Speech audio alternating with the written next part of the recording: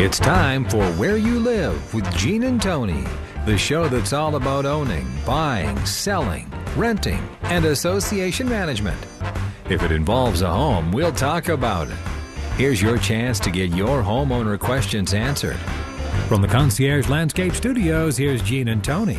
Needed the shelter of someone's arms, and there you were.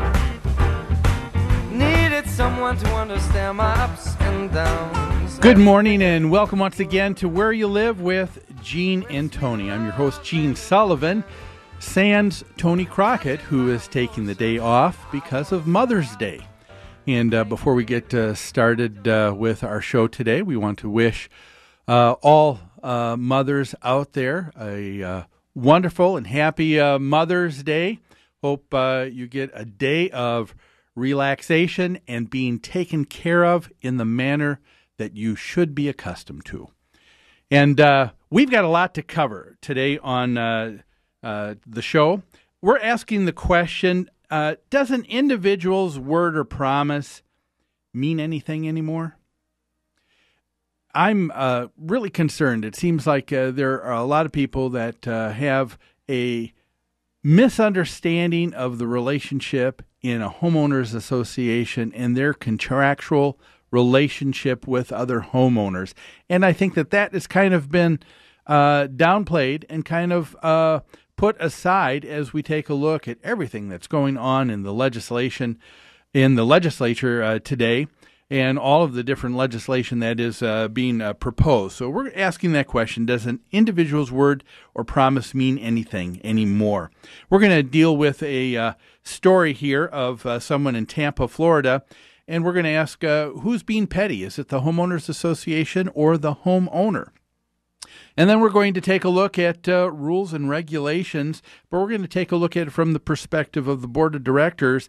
If you're on a board, what are the 5 most important don'ts you need to know about rules and regulations? We've got that and so much more. We want to hear from you today. Give me a call, 651-289-4488. I'd like to hear your comments. And with that, let's get started with property management in the news.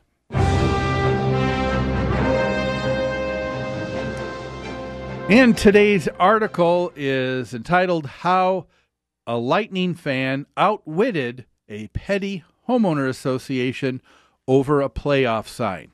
Now, tried to remember as I read this story, this is from the perspective of a website that is promoting hockey fans. So it might be a little bit skewed in favor of the individual homeowner, not the association here, but you tell me.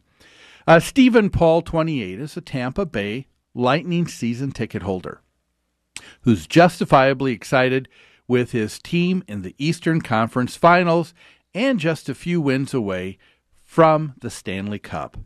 Now, like many other Bolts supporters, he's flaunted that enthusiasm within his community. That is until his homeowners association crushed his freedom of expression like an overreactive parent. Stephen Paul is a hockey fan, which means he's both incredibly cynical and incredibly stubborn about his passions. So he gets a little creative in his battle with the draconian rules of his neighborhood HOA and appears to have won. Back in April, before the Lightning defeated the Pittsburgh Penguins and the Washington Capitals, Paul decided he wanted to make his neighbors aware of his fervor for his team. When the Lightning clinched a playoff spot, they gave fans a playoff preparation package that included a T-shirt, stickers, and a sign made for display on one's front yard like a political a banner. And it says, Go Bolts. And he placed that out in front of his home at his HOA.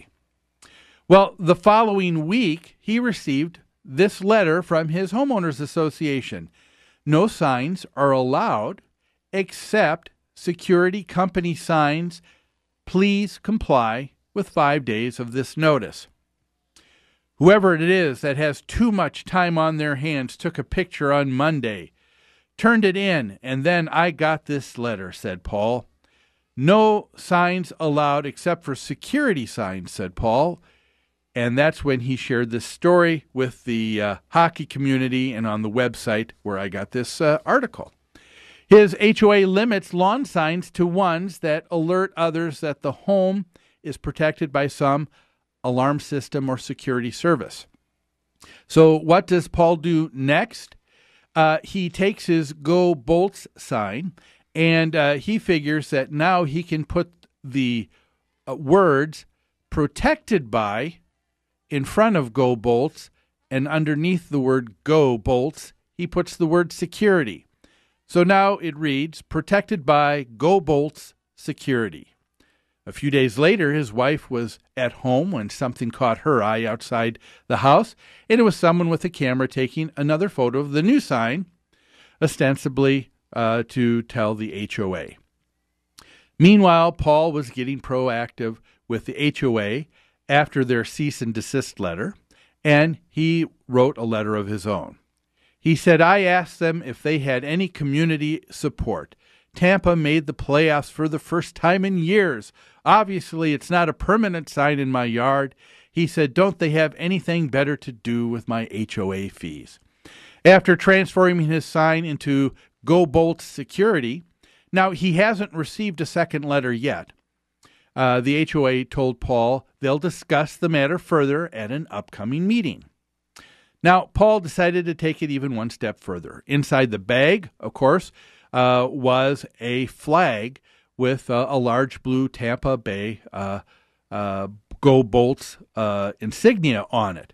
And he checked into the HOA bylaws and found out hanging flags on houses and found that there's no restrictions. So up the flag went in addition to the sign. Paul said, honestly, I think the flag looks worse than the lawn sign, but I'm going to hang it up there until we're all done. So, folks, what do you think of this? Is this a case of an individual homeowner who has gotten petty, or is it the homeowners association itself? Does this story really generate a lot of sympathy for this particular Tampa Bay Lightning fan? What do you think? I couldn't help but in reading this article from the hockey website's perspective, they used expressions like crushed his freedom of expression, draconian rules of the HOA, victimization of his sport of choice. I was reading the HOA seemed to have written a letter, and they used the word please in their communication.